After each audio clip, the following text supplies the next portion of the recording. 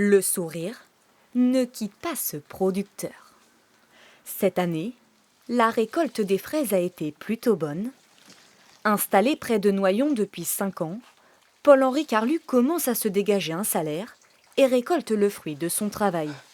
Toutes les semaines, en plus de l'entretien des serres, il effectue 12 marchés en Picardie et gère le marketing et les livraisons.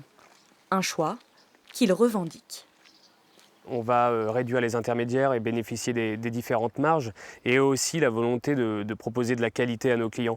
On sait très bien que voilà, en 2 jours, les clients ont leurs produits et on ne passe pas par des entrepôts, par des camions où finalement on cueille un fruit qui n'est pas mûr et qui arrive tout dur chez le client sans goût. Dans le département voisin, l'Aisne, on fonctionne différemment sur cette exploitation familiale. Si ici les céréales et les betteraves représentent la majorité de l'activité, il y a 4 ans, cet agriculteur décide de se diversifier et se lance dans la culture de framboises.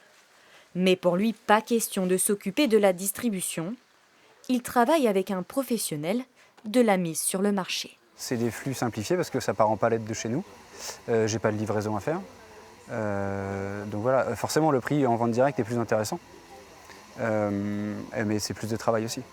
Et il faut pouvoir y consacrer du temps. Et c'est autant de temps que je ne passerai pas dans le suivi de ma production et de mes cueillettes. Et c'est avec cette entreprise, basée à Laon, qu'il collabore. Créée en 1990, elle achète les fruits rouges aux producteurs, fait le conditionnement et revend à la grande distribution. Un modèle qui fonctionne. 400 personnes sont salariées et la société ne cesse de s'agrandir.